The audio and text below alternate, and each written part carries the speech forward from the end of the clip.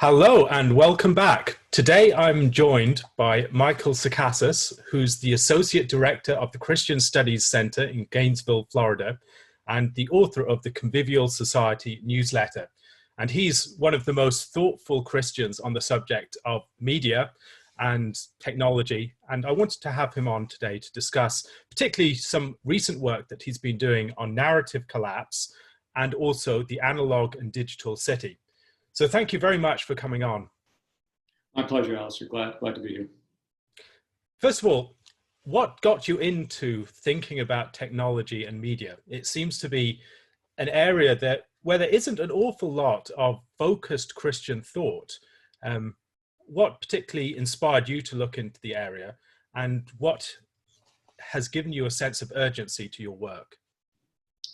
That's a good question, and one to which I'm happy to report I actually have a very precise answer. And it was encountering a chapter in a book by Craig Gay, the sociologist. The book was titled The Way of the Modern World, and I think it was published in 1999 or thereabouts. And it was assigned to me when I was doing my Master's of Theology at Reformed Theological Seminary. And in there, there was a chapter on the thesis of the book. It was examining how sort of the structures of contemporary life make it difficult to live by the beliefs that we give intellectual and verbal assent to. And so Gay had a chapter on science and technology.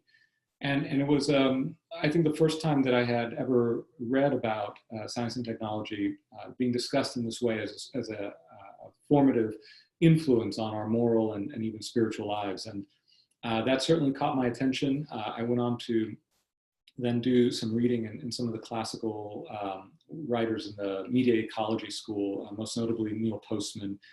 And it became apparent to me, I was sort of convinced, I became a true believer, as it were, that how we relate to our technologies, how we relate to the world, to each other, through our technologies is a kind of a critical aspect of who we are, who we're becoming, how we realize our projects in this world or fail to realize them. And so it seemed to me that that was not given enough attention, and certainly I didn't think was being given enough attention in contemporary Christian circles, or even in the wider public, which in the United States, at least for the most part, I think tends to be generally really sort of enthusiastic about new technology and uncritically accepting, kind of an adopt first, ask questions later sort of attitude. So that's, yeah, I think that's how that started, and it kind of continued from there. I ended up beginning a PhD. I didn't finish the dissertation for a variety of reasons, but it was also kind of focused in this area. It was in a digital humanities program, which was a little bit different than where my own interests lay, more specifically sort of in ethics and philosophy of technology. But I was working with Hannah Arendt on her thinking about technology. And so even after leaving that program, I've continued to think and write about these questions. In my experience, most Christians, particularly evangelical or conservative Christians, are idealist in their approach to society. They think that society is very much the outworking of ideas. And yet your project seems to be a very materialist one in its focus. How have you found the reception for your work? What sort of inroads do you think you found in people come to grips with the idea that our technologies might actually shape us? Yeah, and that's a very good point. I sometimes say that I'm interested in technology in part because I don't exactly buy into the idea that ideas are all that matter, right? That if we just sort of have the right set of ideas, check off the right sort of worldview components in our head, then everything sort of plays out as it will. And so that focus on habits and our formation through our material environment is definitely part of what I especially want to bring to the table in talking and writing for Christian audiences. And honestly, I would say that the reception tends to be pretty positive, in the sense that I think it is illuminating. I think you begin to sort of give examples about how certain technologies mediate our perception or change the way we view the world or change how we relate to other people. And those examples, I think, are pretty common. And once you point people's attention to them, it's one of those things that they sort of see and then can't unsee. Yeah. And I think it does, readily become apparent that, yeah, these are all that matters is not how we relate to our technology, but it's an important part of the picture. I sometimes describe it as sort of the unnoticed front in the battle for our souls, right? That puts it a little dramatically, but we're often focused on other fronts, especially in certain, maybe even especially reform circles, sort of the intellectual front where we fight the battle of ideas. But all the while, there is this other realm of our experience where we are being formed and shaped, sometimes at counter purposes to what would be our explicit preferences with regards to behavior and character and virtue and the like. And one thing I've appreciated about your work is, although some people have this idea of critics and people who are asking questions about technology as just instinctive Luddites, it seems to me that the people who criticize technology are often calling for deep literacy in the way that our technologies shape us. And they understand technologies on a deeper way, a deeper level than those who just instinctively accept them. And it seems to me that that is much of what your project is about, asking good questions and illuminating what it is that we are dealing with when we're dealing with a new technology.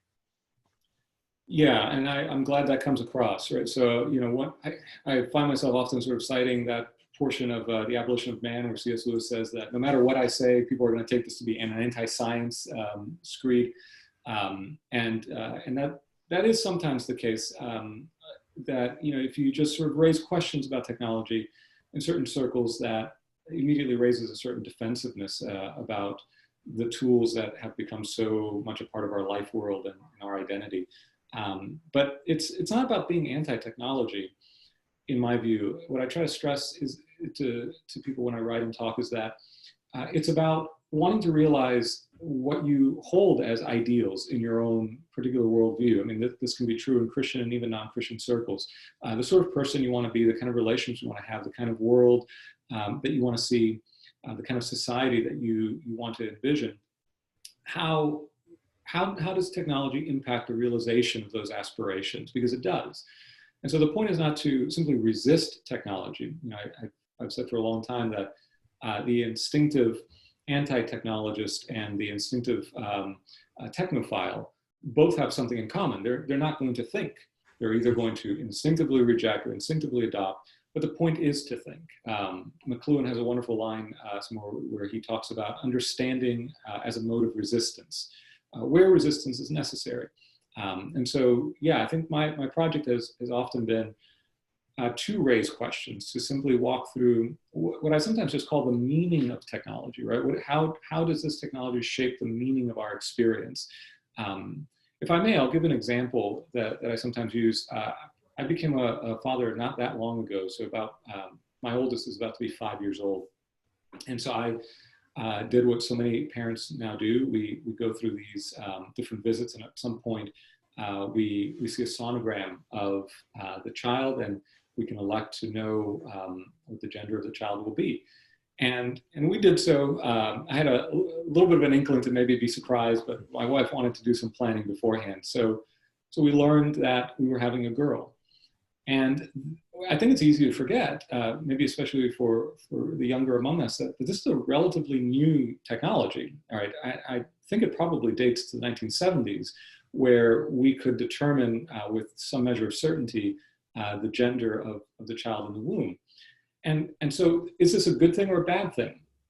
I'm not entirely sure, but I know it changes the experience, because I know my experience of being a father very much changed the moment that I knew that I didn't just have a nondescript child in the womb, but that I had a girl, right? And that from that point forward, the remaining months of that pregnancy on my end as a father were definitely changed. The meaning of the experience of being a parent changed. And so I think it's useful to reflect on that, to think about that, even if we don't at the end of the day say, well, this is bad or this is obviously good. It bears reflecting upon. And so that's one way of thinking about what I'm trying to do, is just sort of explore the meaning of technology, even before we arrive at judgments, which will always be conditioned on our prior moral values about whether this technology is good or bad. Do you think it's helpful to speak about our relationship to technology as such, rather than just particular technologies? Because it seems to me that there is something about our relationship to technology as such that has changed in the modern world. For instance, I think about things like the internet. They're far more totalizing as technologies than former, I mean, certainly tool-based societies. How do you see our relationship to technology as such changing? Do you think that's a helpful way of speaking? Yeah, I think so. So on the one hand, I sometimes, Leo Marx, a venerable historian of technology and culture, wrote an essay several years ago on technology as a hazardous concept. And so in his view, this word that we use, technology, right, to designate everything from the laptops that we're using, the smartphone, the pencil, the satellite in space, the nuclear power plant, all of these things we call technology. And in that sense, to speak of technology can be kind of obfuscating, because what does it mean to be anti-technology anyway? If I'm critical, perhaps, of developments in bioengineering, that doesn't necessarily mean that I am against the value of a pencil or clean water, right? And so, yeah, I sometimes want to press in certain circumstances for a more specific analysis, so that we're not talking about technology writ large, but about this technology and its characteristics. On the other hand, having said that, I do think it can be useful to navigate to the other end of the spectrum, where we do try to sort of understand or identify what might be characteristics of a wider technological order in any given period. So I think, for example, of Albert Borgmann's attempt to do this. Albert Borgmann, who I think is one of our preeminent Christian thinkers about technology, a Catholic philosopher, he tried to, this was in the 1980s, to sort of arrive at what he felt was a general pattern that characterized much of modern technology. He ended up with what he called the device paradigm. And I think that there is some value in that too, and especially to recognizing that when we move from, for example, Neil Postman in Technopoly talks about these three stages: tool using culture, and then what he calls technocracies, and then technopolies. And in each case, technology colonizes, in his view, more of the culture, more of the society, more aspects of life. And individuals lose a little bit of control and then more control in each of these successive iterations of the kind of technosocial configuration. And so I think there's a way of talking about digital technology as a whole that I try to do while still recognizing that there are a lot of variations within this whole that we might think of as digital technology that would encompass the Ring camera on the doorstep, the smartphone, the computer, the digitization of media that allows for the transmission of video in this sort of almost immediate way across an ocean, right? So that's a great variety of different aspects of this one thing, though, digital technology, which may have, and I think does have some certain characteristics that are worthy of analysis on the whole. So I think it's good to telescope, I guess, back and forth between the larger scale analysis and the more fine-grained analysis, and to allow each to inform the other. I found a little helpful on the idea of technique, for instance, or even Heidegger, some of his stuff on technology can be helpful for thinking about the whole. Right. I'd be interested to get into the subject of your recent article on the digital and the analog city. It seems to me that you explore within that part of the evolution of a particular technology. So the internet that we had 20 years ago is not the same thing as the internet that we have today. Can you explain something about the thesis of the piece, and also what sort of evolution you have witnessed within the technology? Yeah. So the idea for the piece, part of it stemmed from the fact that I do kind of buy into this media ecological perspective, where the invention of these major technologies of human communication, writing, and then later print, and then electronic forms of media like radio and television and the telegraph, and then more recently digital means of communication, that each of these do amount to kind of watershed moments that have really wide-ranging and radical consequences for both human consciousness, how we think about ourselves, what we think with, how we think, and then also for the organization of human society. And so that if that is the case, if we think like Neil Postman says that Europe in 1500 was not the same Europe that, so when you add the printing press, right, Postman says you don't get the old Europe plus the printing press, you get a new Europe, right? And so what does that mean for us, thinking in that piece specifically about the American context? This advent of digital technology, the internet perhaps specifically, that is a radical reordering of how human beings communicate, the tools that mediate our consciousness and our relation to others. What are the particularly political consequences of this? And that was sort of the occasion for this piece, is a lecture on the political consequences of the internet. And that's what I wanted to think through. And I'll be the first to tell you that I don't believe I have anything like a definitive answer to those kinds of questions, but it was an attempt to kind of map a little bit of that terrain as it's still unfolding. And I think that I would say that the main characteristic of the main change that happens, right, the main evolution that happens, is that when in 1995 or 94, I began logging on to AOL for the first time, I had to go somewhere to do that. And it was a very defined sort of experience, right? I had to make sure nobody else was on the line or that nobody would be calling. And I would using a dial-up modem. And I would have to sit there and wait patiently for pictures to pixelate line by line on the screen. And so really up until the mid 2000s, 2000-aughts, to be online was to be somewhere, right? You had to go to the internet cafe, for instance, if you were traveling and you wanted to use the internet. Whereas the introduction of mobile technology and Wi-Fi made the internet experience nearly ubiquitous, right? If I have a internet-connected device and a wireless account, a cellular account, I can get on the internet virtually anywhere in the world. And so it goes from being something that I do on occasion to then permeating the whole of my experience, being a mediating point. A smartphone in many ways becomes a point of convergence of all of these different technologies. And it becomes the way through which I'm constantly mediating my experience of the world. So I think that's the main difference. It's of course, it's a question of broadband technology, of the speed of the connection, but also I think of its ubiquity, of its ability to be with us everywhere, and for everything to be increasingly integrated into this digital web. That I would say is the chief difference that we might perceive over those years. Perhaps one of the most helpful passages within that piece for me was your description of how the internet and the dense context of social media changes the way that, I suppose, the most basic human tool of all, the word, operates, and how the word ceases to be an inert thing, as it has been very much within the age of print, and moves back to something more characteristic of the age of orality. Yeah, and there I'm unabashedly leaning on the work of Walter Ong, and trying to sort of extend that work to make sense of our present.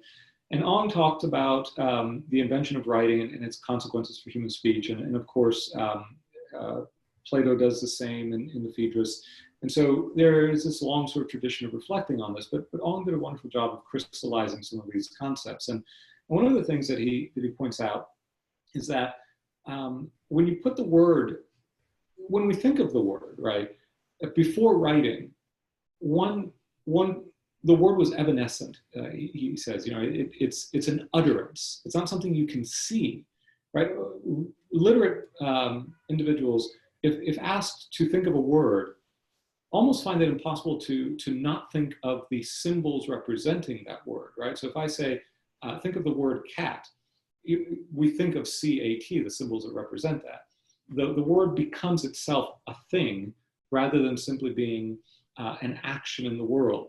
One way that I think we might get at this is sort of the way in which modern readers are sometimes baffled or puzzled, at least, by the fact that Isaac simply can't take back his blessing, right? That it's not just something that can be erased, because in the oral mind, it is an action that is already committed. It cannot be undone, right? It's not simply a word that can be erased, that's become inert and powerless to affect change in the world.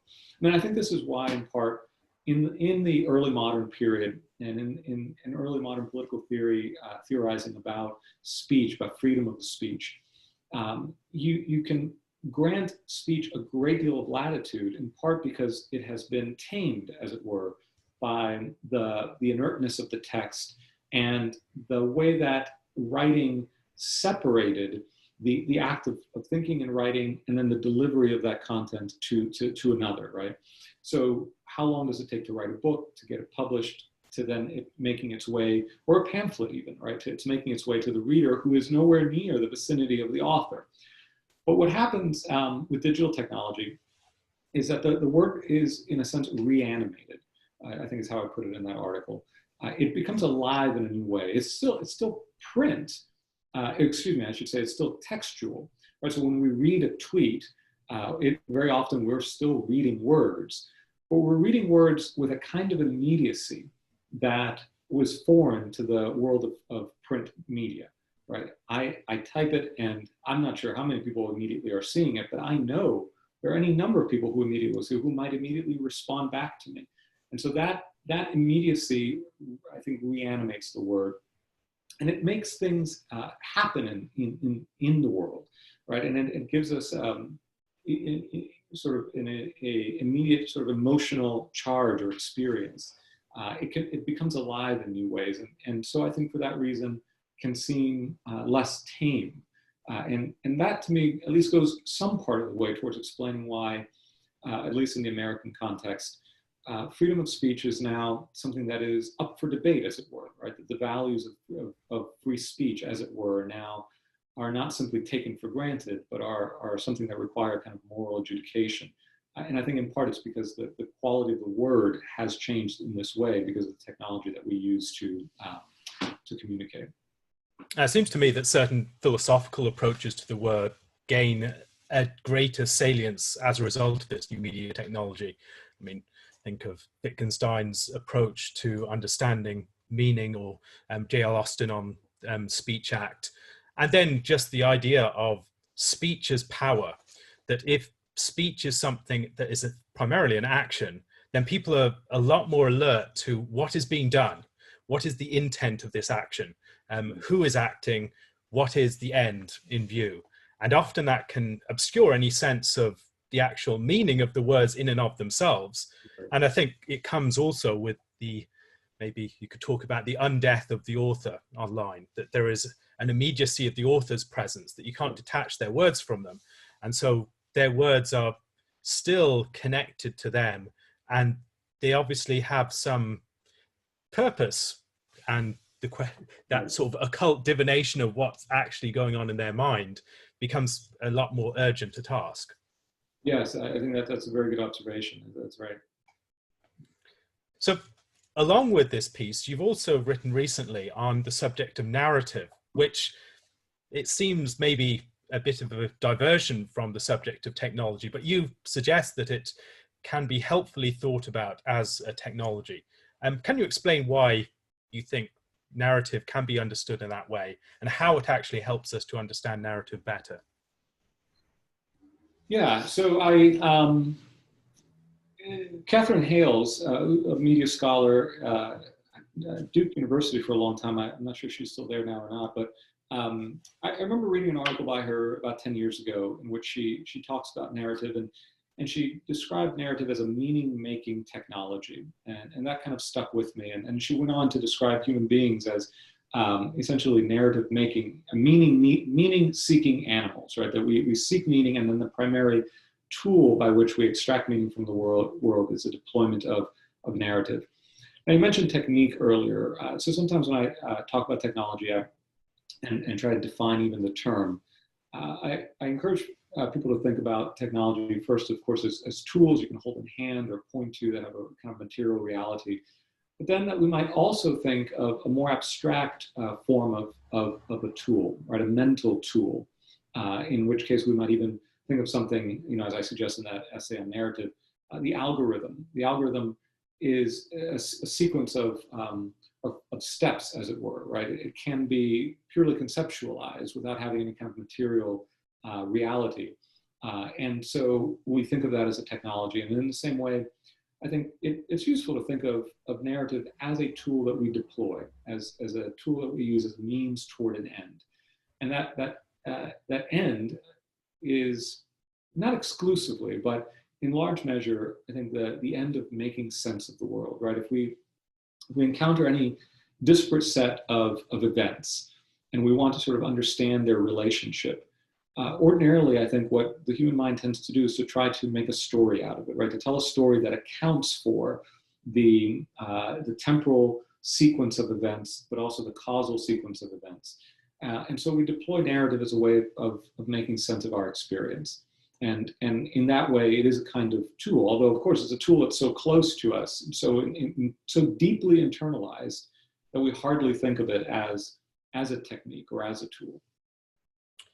It seems to me that we use the word narrative in that sort of sense a lot more nowadays. When people talk about the media narrative, it's often used in the sense of criticism or suspicion of the media, but it seems fairly commonplace now in a way that maybe it wasn't before, that people have a sense that in this rather chaotic information deluged society, you need something to kind of corral all these realities together into something that has some coherence.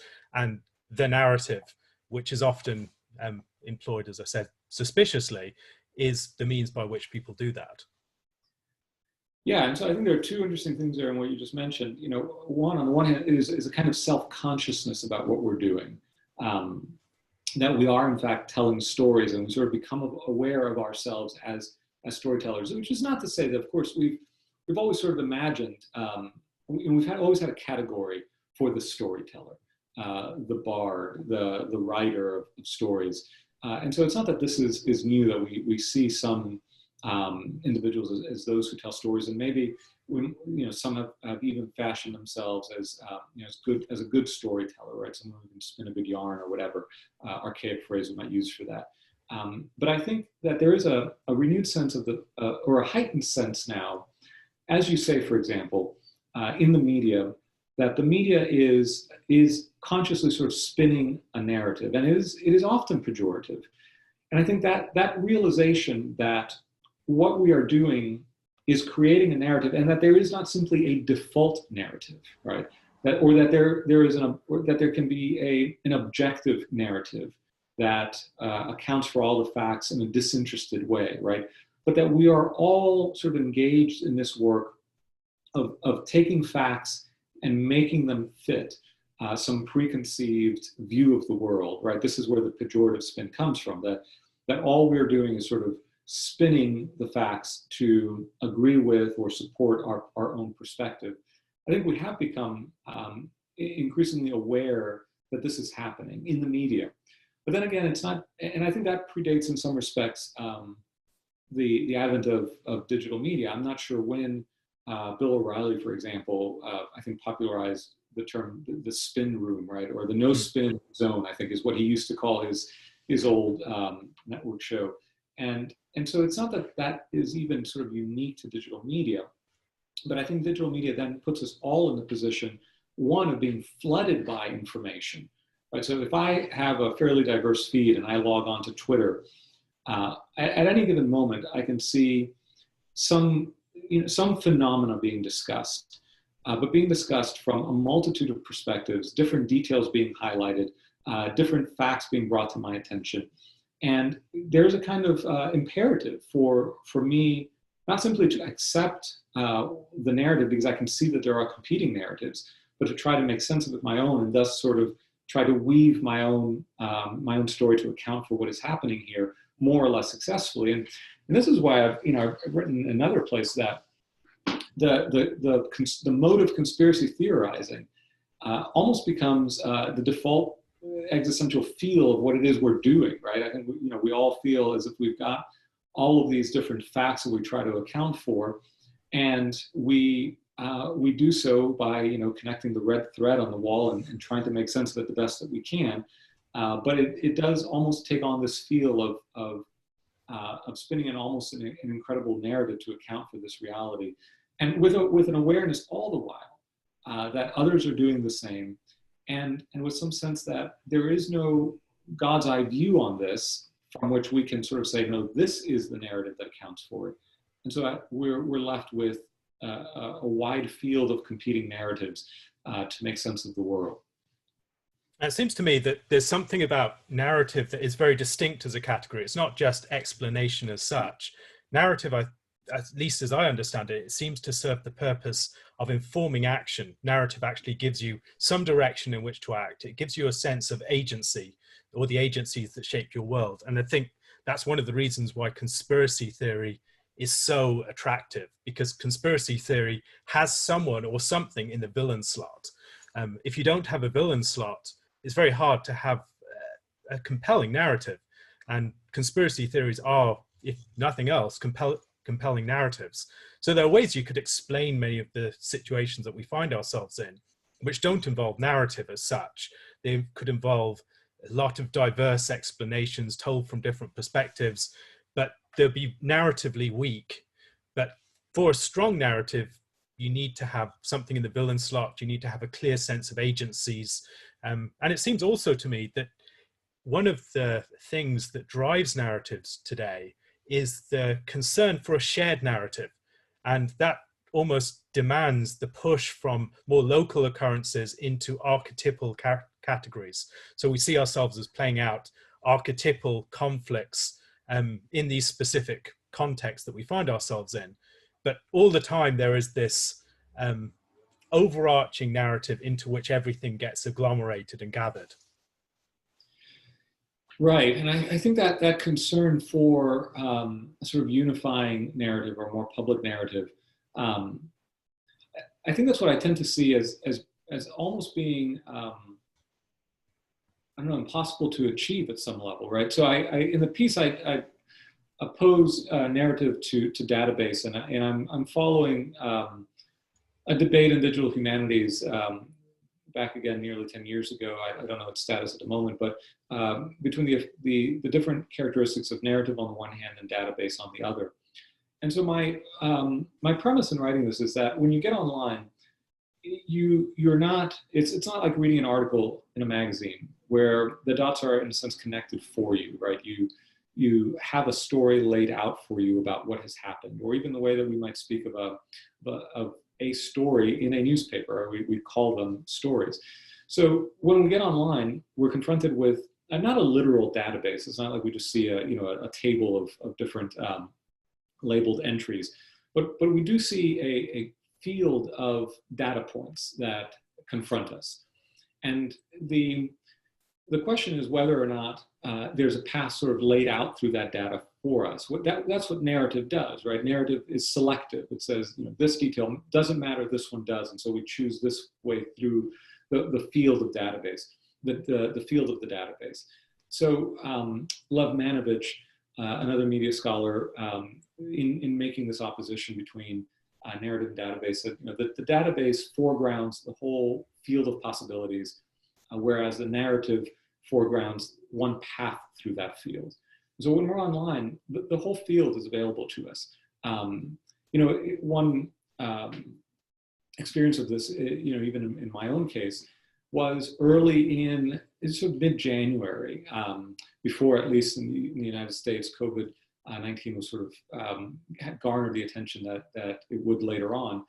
Seeing these little data points that would just kind of pop up in my feed of things happening in China, right? And some of it seemed almost very difficult to believe, honestly, right? There were images and talk about bodies being stacked up outside of morgues and people being walked into. And all these were data points that called for a story, because no story had yet been sort of assigned or written for it, right?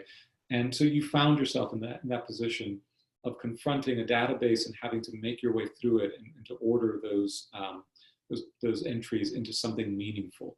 And I think that's the experience of being online. So any big N, capital N, you know, as I say there, narrative, uh, I don't know that it compels assent because it or can compel assent because ultimately the database now frames the narrative. We come to the database and the narrative seems like an afterthought, something imposed, often very artificially, and often we judge in bad faith on the part of others, especially our political or cultural opponents. One thing I've wondered about is just seeing the conflict between the database and the narrative that you describe, that when some of those points start to come nearer to hand, and the way that the narrative tries to assert itself against the chaos. And so very often partisan narratives that try and frame a natural event that may not fit in, they may actually swamp the narrative as we tend to articulate it. There's no straightforward villain here. It's not the liberal elite's fault. It's not the fault of the patriarchy. There's something that's happening in nature and we just have to deal with it in maybe create some new narrative, or at least it doesn't have the compelling force that the idea we're opposing this particular camp of people and they're the enemy, it doesn't fit to quite the same degree. And along with that, I've wondered at the way that we tend to rely a lot upon these big floppy categories. So things like the liberal elite that capture a lot of different things under them, or the patriarchy, that all these different experiences of frustration or obstacles in our lives can get gathered together into this great overarching signifier that can be shared with many people. And that is one way that we can try and forge a shared narrative. But in the past, our narratives will be a lot nearer to hand. They will be about our neighborhood, presumably. There's a passage in, I'm trying to remember where it is, I think it's in Amusing Ourselves to Death, where Postman talks about the way that when you've got this telegraph line between two cities, they're going to have to find something to talk about. And that common ground, I mean, what are they going to talk about? Maybe, was it Princess Alexandra's whooping cough? I mean, something has to fill that space because humans want connection with other people. And it seems to me that we've created a realm that is a vacuum calling for narratives. And there may not be any narratives that tidily fit. Right. Yeah. And I should make clear too that I guess there are different ways of responding to this, because I mean, clearly there are those that will in fact buy the narrative, right? Often the narrative of their political or cultural or theological camp, whatever the case may be.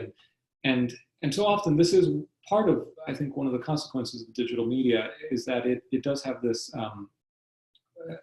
tendency to reemphasize the importance of the group that you belong to.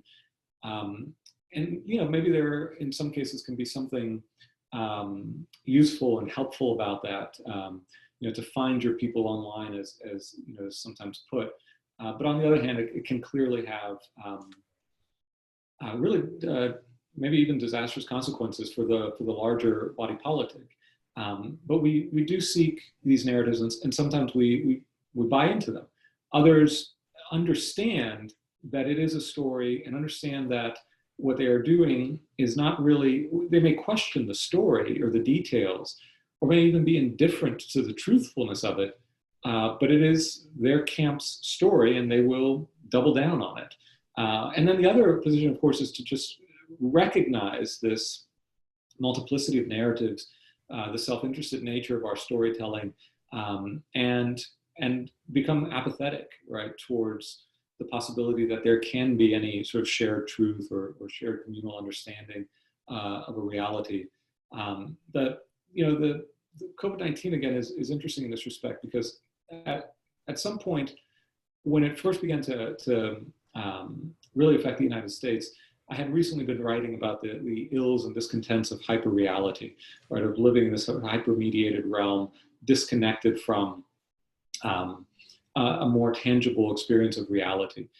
And the appearance of the virus seemed to me to perhaps afford the possibility for sort of an encounter, a unifying encounter maybe even, with a reality that could not simply be integrated into our existing culture war narratives and camps. And apparently, at this moment at least, it seems like that was a bit naive on my part, because it is stunning the degree to which this fact out there in the world has, at least to at present, been swallowed up into these very same um, narrative skirmishes, and hasn't transcended the differences, but in some respects just exacerbated them. What are some ways that you've found it possible to resist some of the damaging tendencies and habits that you've identified? In general, with respect to the narrative. Yeah. I mean, that's a good question. I don't know how well I do resist, these tendencies. I continue to think that narrative is a crucial tool for human beings, right? I don't know how we can properly be human without recourse to story. And as you say, even the relation between story and action, I think I quote Alistair McIntyre in that piece, and his line about how I don't know what to do unless I know what story I'm a part of. And so I think on the one hand, it calls for a sort of renewed, it calls for humility, first of all, right? A kind of epistemic humility, and an acknowledgement that humility coupled with patience, I guess I would say, that we can't expect to know everything immediately, that there may be facts that lie outside of our preferred narratives. And so that we have to have sort of the courage to confront the possibility that we are mistaken, or that we are wrong, or that our narratives need to adapt. A refusal to acknowledge that, I think, probably leads us down the worst paths that might emerge from this dynamic. And so humility, epistemic humility, patience for the unfolding of facts, for the unfolding of I'm thinking here specifically in sort of political controversies, or in political debate, or even in managing something like the outbreak of a novel virus and how we ought to respond to it. And of course, I would say that there is still the need for an overarching narrative of some form, right? And obviously, speaking in a Christian context, the narrative supplied to us by redemptive history, by the biblical tradition, I think we accept on faith as the story that is being told about the world in which we find ourselves. And so recourse to that story obviously orders, at least for me personally, how I attempt to sort of ground my identity or make sense of my place in the world. And so within that story, I acknowledge my own limitations of my own knowledge, right? That I am not God in the world, but a creature in the world. And that as a creature, I have limitations on what I can know, what I ought to know. And so that then also begins to inform how I attempt to process and make sense of the information that I encounter. But even perhaps more importantly, the relationships involved in this processing of information, right? Whether they are political or communal, or with my neighbors, or with my brothers and sisters in the church, etc. And so those are some of the things that come immediately to mind. But I should say also, I feel sort of the exhaustion, honestly, in some cases, of being confronted with this unrelenting flood of information, and needing to say, I don't need to know any more about this, right? Or, I sometimes joke about how, constantly on Twitter, I have to make a decision about whether or not to find out about this thing that people are talking about, and expend the energy involved in that. And to sort of recognize that those are limits that are good limits to acknowledge, right? That I can't know it all, and I shouldn't want to. And knowing where to sort of say, this is enough right now. I need to make time for solitude, for a deeper engagement with one specific area of knowledge, or for conversation, meaningful conversation with someone in the flesh, as it were. And so you have these counter practices that I think help alleviate some of the overwhelmed and exhausted nature of our engagement with digital technology. Now, it seems to me you mentioned the Christian narrative, and I find within the Christian narrative a great source of resistance to techno-utopian narratives, because technology doesn't really play that much of a role within the Christian narrative. It's certainly not front and center. And so the apotheosis of science and technology is not our eschatology. We have something greater that we're looking forward to. And so whatever place science and technology has in the picture, it has to fit into that picture rather than setting its own. And along with that, the practices of the church are very technology light in their essence. Things like baptism, the Lord's Supper, hearing the word, and being together in community. Now, all of that gets increasingly framed by audiovisual technologies in certain churches, the car, things like that. But at the very heart, there is something that gives us some purchase from which we can exercise a degree of resistance, or at least get some degree of distance. Yes, and that leads me to also reflect on the fact that several of the philosophers and scholars that I've mentioned have a distinctly religious background, which is not often explicit in their work, but nonetheless informs their work. So McLuhan, Walter Ong, and Albert Borgman were all Roman Catholic, and even Neil Postman, who was a Jewish in background, and I don't believe practicing in the faith of Judaism, an active participant in the religious aspects of his Jewish identity, nonetheless did indicate that it was sort of a reading of the second commandment that sort of triggered his thoughts about the medium and technology as a moral and informative force in human affairs, and that very simple principle that technology cannot for us be salvific, right? That it cannot be, one of the ways in which it is framed in the biblical tradition, where the things that we make are framed as idols, that it can become idolatrous. I think that certainly is a kind of inoculation towards some of the techno-utopianism that it has been more rampant in at least Western society. Even reading the biblical narrative, there seems to be points where that technological move is quite apparent. In the story of the Tower of Babel, the technology is invented first, and then immediately after that they come up with this idolatrous project, but it seems to be spurred by this new sense of power and the potential, and that power to fire bricks then leads to all these other things. Right. And in the same way, our new technologies can fuel and empower our idolatrous imaginations. Right. Yeah. One thing I've found increasingly difficult online is when we're using a technology, it seems that we need to have some degree of distance from it if we're going to use it, some degree to which we are differentiated from it. We can center ourselves within ourselves and then understand the technology, the potentials, the ways it could be used, to what ends, the dangers, etc. But online technology is increasingly a site where it's a self-representation. We're forging our identities here in a realm of mutual display.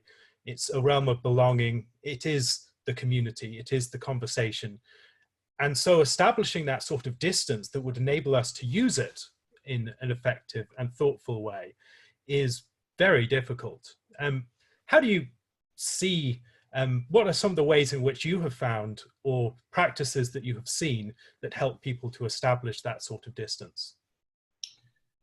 Yeah, that's a very good observation. That in the way in which digital technology sort of involves us and engages us and becomes a crucible of identity, I think lends it some of a good deal of its formative power and its hold on our lives.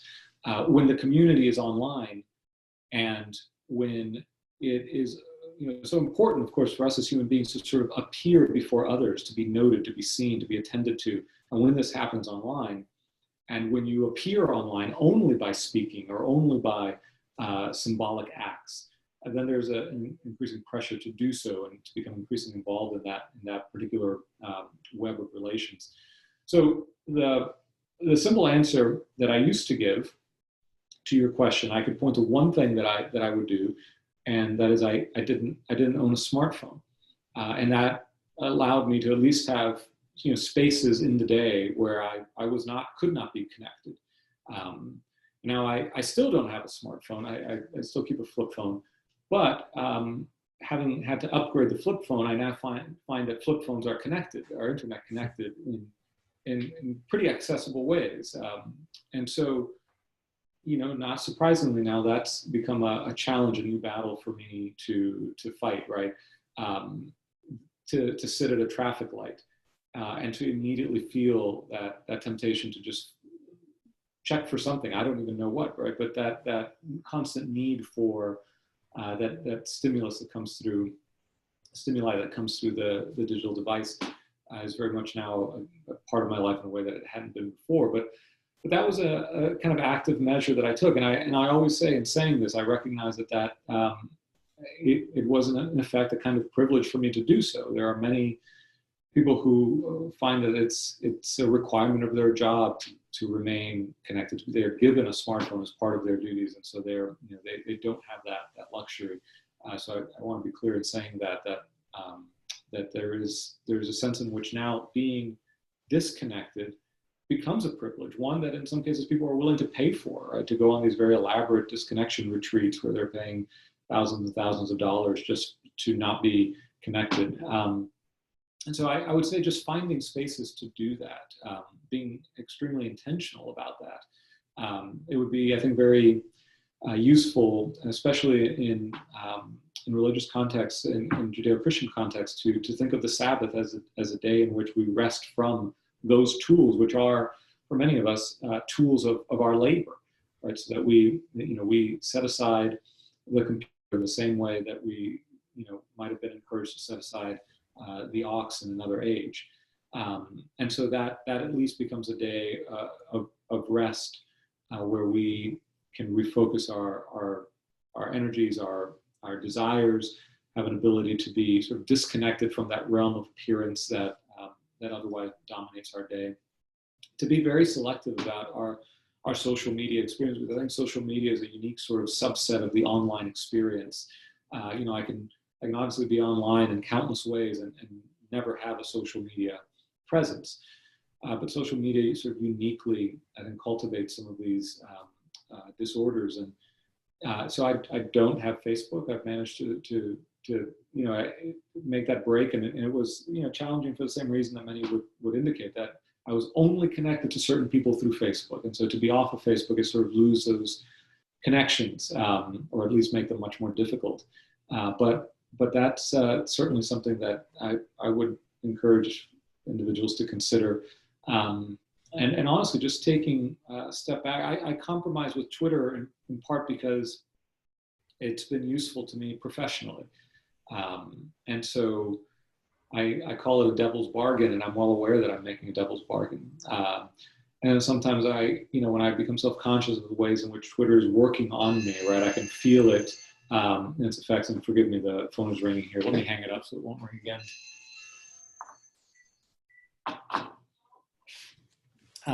To be sort of attuned to how these tools are working on you, and to recognize when it would be important to step away from them. I think that becomes just a vital discipline. Perhaps one of the areas where this idea of technology forming us becomes most acute in people's thinking is thinking about generational effects. So the effect upon digital natives. What is democracy going to look like in the hand of digital natives? And more keenly, how are we going to train our own kids? So that sort of technology criticism has often come with that particular concern at the heart of it. Was it The Disappearance of Childhood that Neil Postman wrote, talking about the effects of television and image-based technology upon the space of childhood that enabled childhood to flourish as a reality. And the loss of that is a tragic one. And I think often people, even in something I've noticed, even in our modern novels for children, they often hark back to this period before the 1950s as this ideal period of childhood where people weren't raising their kids on TV, they had larger families, kids were in closer contact with nature, that sort of thing. And people are often very concerned about the effect of technology upon, particularly online technology, upon their kids, wanting to protect them from things that would harm them, wanting to encourage them to be formed in helpful ways, but also recognizing the immense power of the tool, or the various tools that it offers us. And so what are some areas of advice and caution, or models that you would give to parents wanting to raise their kids well in a media saturated society where they may not have the sort of training in media that just envelop them? Right. That's such a great question, and one I obviously have thought about. I mentioned earlier I have a 5-year-old and a 3-year-old, and so that is a critical question. So I want to frame it because I think very often this gets presented as just a matter of sort of banning smartphones or managing screen time or instituting strictures, limiting, saying no to this, no to the other thing. And as any parent knows, it can become extremely exhausting and often even counterproductive in the long run. And so I think the important thing is to first ask, who do I want my child to become, right? What do I want my child to value? What virtues do I want to cultivate in my child? Because then you're beginning from the good rather than from the bad that you're trying to avoid, but rather the good you want to attain.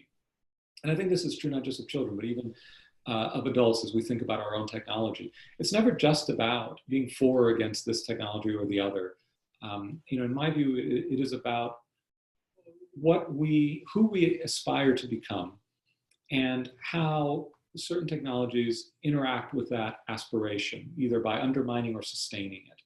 And so I don't oppose this or that technology for its own properties, so to speak, right? But for how those properties interact with the larger moral project that I want to see unfolding in my own experience. And so likewise with my children. For one thing, I think in the earliest stages of childhood, I think it is extremely difficult to resist the temptation sometimes to simply allow a tool to babysit for us, right? And I feel that pressures, working from home quite a bit recently, I understand that, and I want to always be very careful not to come across as being judgmental of the choices that parents make, right? So there's an immense temptation. It was true of the television, of the video cassette player, and increasingly of the smartphone, right? To simply set up our child with a device that will entertain them and thus kind of babysit them for a while. And as challenging as that is to resist, I think it is pretty vital that we make our best efforts to do so. Because I think it's still an unknown to us as to what kind of consequences that will have cognitively in the long run. I think we forget just how recent this experiment is that we're sort of running on ourselves with digital media, and especially with the youngest of children. And to be very cautious, especially at that age. And you mentioned, the closer contact with nature, and I do think that is vital. There is so if we back up and we sort of take for granted that there is a moral order, and that this moral order in some ways involves not just the ethical choices that we make, but how we relate to place and how we relate to time. But there are better and worse ways of ordering our relationship to these fundamental dimensions of our embodied condition as creatures. Then what we want to do is we want to achieve well-ordered relationships to place and to time, along with a capacity to make good, virtuous choices and decisions. And so the rhythms of the natural world, right? The rhythms of the rising and the setting of the sun, of the passing of the seasons, however they manifest themselves in times. Now, I don't want to sort of wax overly romantic here or poetic, but I think that there is something about recognizing that we are creatures made to inhabit a particular ordering of the world, and that we resist that to our own detriment, physical, mental, spiritual, and moral. And so, the degree to which we can, in fact, connect to these natural rhythms that, of course, have always been culturally inflected, But nonetheless, rhythms that are, I think, for the most part, good for us, scales that are good for us, that is what I think we ought to aim for. And then to step back and to ask, does this tool get me closer to that ideal or farther away from it? And then to, as early as possible, to begin, a conversation with children about this, to involve them in this kind of moral thinking about the choices that we make, the tools that we allow into our lives, and those that we don't.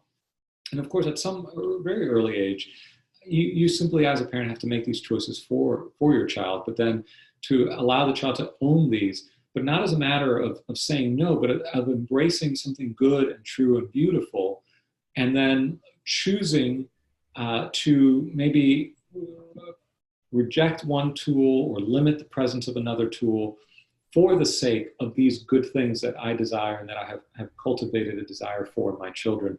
At least that's the strategy, I would say. That's the way I would want to think about these things. And then, of course, the countless individual choices that each family and each parent has to make, they're going to have to think through along these terms, in terms of what they're able to do. What a single mother can do, obviously, is going to be very different than what a mother and father together with maybe even a grandmother living in the home might be able to do. So the circumstances, of course, to some degree dictate what choices we can make, even with regards to our ideal.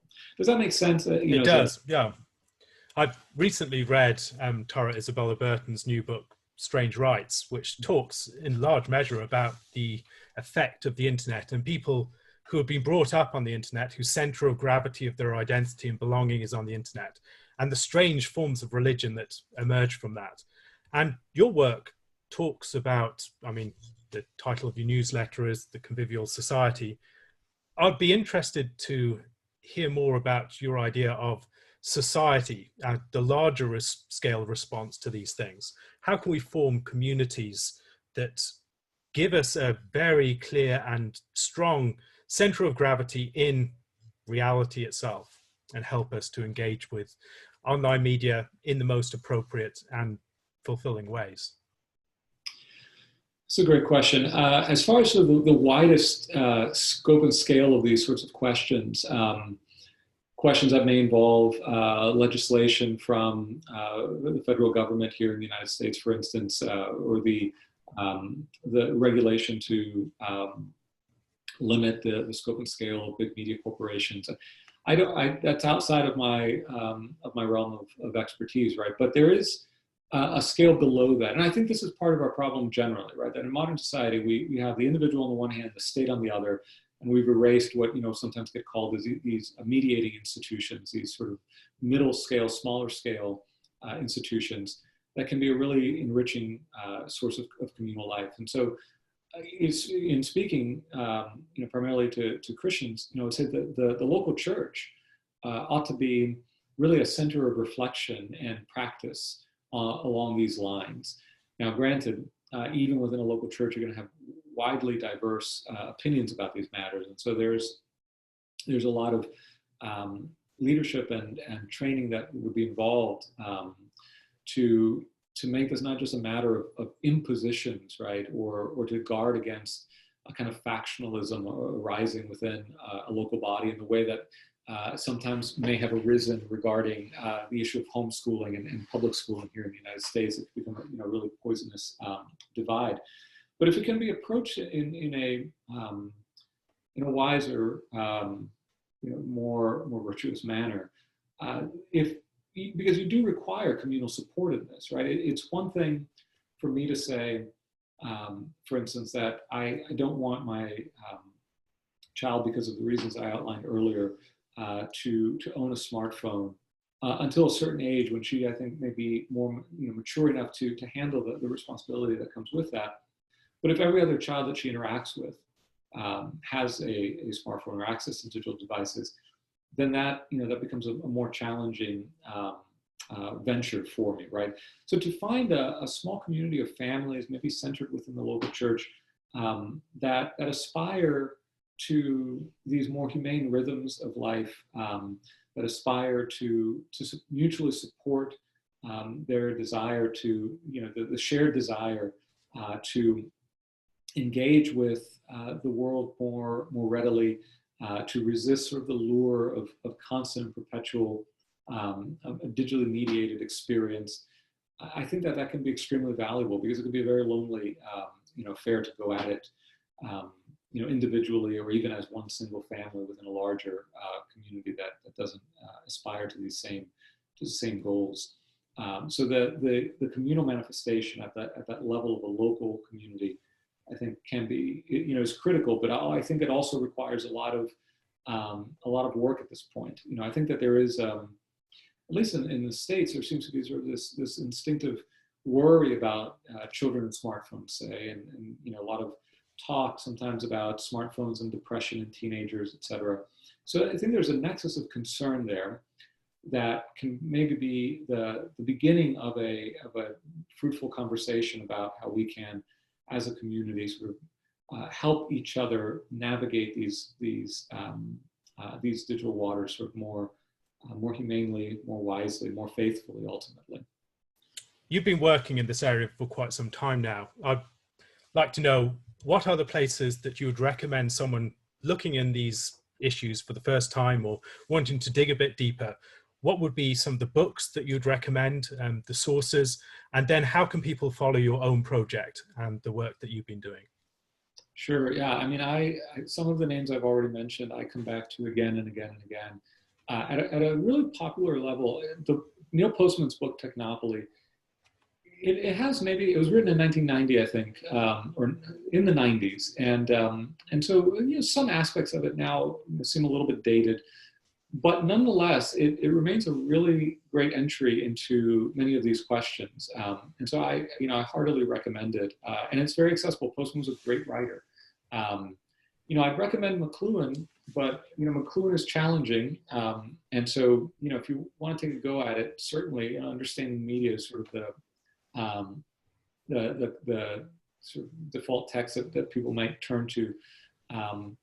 If you're in certainly pastoral ministry, or if you're thinking about the place of the word in all of this and how media affects the word, the written word, the spoken word, then Walter Wrong's Orality and Literacy can be a really valuable tool that, again, can also frame our thinking about even digital technology today. Albert Borgman's, he has actually a book of collected essays where he reflects in an explicitly theological manner on technology. It's called Power Failure. Again, I think it dates from the early 2000s, but it's a slim volume, and I think it's certainly something to, for a thoughtful Christian engagement with technology, it's certainly something I would recommend. And then I am an Ivan Illich partisan, and Illich's tool for conviviality, I think, is very challenging. Illich was not one for incremental measures, and he really calls us to think very deeply about even some of the institutions that we take for granted, like the medical profession, modernized medicine, or even the school, modern education. So his work can be very bracing and very challenging, but I think for that reason, even if you don't end up agreeing with everything, it's still really clarifying and useful, and Tools for Conviviality is a slim volume. And it is from Illich's work that I take the title of my newsletter. Actually, I sort of gesture towards both Tools for Conviviality, but also Jacques Ellul's The Technological Society. And so Ellul is another whose work can seem daunting, but I think certainly repays our attention. And these are classic figures in what I have dubbed the tech critical canon, right? This canon of older writers, sometimes whose work has often been now ignored and superseded in certain circles, but I think who, because of their distance from our present milieu, and their many of these writers, in their own lived experience, sat, between the. Many of them were born in the 1800s. Some of them were born in the 1800s, and their work carried over into the 20th century, or lived through the radical transformations of the early 20th century. Because of that experience, because of their distance from our own milieu, and our own accommodations with what was then a burgeoning sort of technosocial order give us a really fantastic perspective on technology. And so these older writers, I think, remain really valuable. And yeah, my newsletter, Society, you can look it up. I try to write it twice monthly and sort of carry on this running conversation about the meaning of technology in our lives. You also have a short booklet that you've produced as well, haven't you, based on your old blog? Yeah, so most of my writing used to be found on The Frailest Thing, which is a blog I started when I began my graduate program. The title is from one of Pascal's Pensées. And so I shuttered it at the end of last year to focus on the newsletter. And so I collected what I thought were the best posts over the course of 10 years of writing there into a little book just titled The Frailest Thing, 10 years of reflecting on the meaning of technology. And if you go to thefrailestthing.com, it's still up, and you can find a link to that there. I sell it through Gumroad, one of the small choices to resist the Amazonification of all things. And so that's available as well. Yeah, thank you for mentioning that. Thank you very much for coming on. I'll leave the links for those books and recommended resources in the show notes. Thank you very much for listening. God bless. All right, God bless.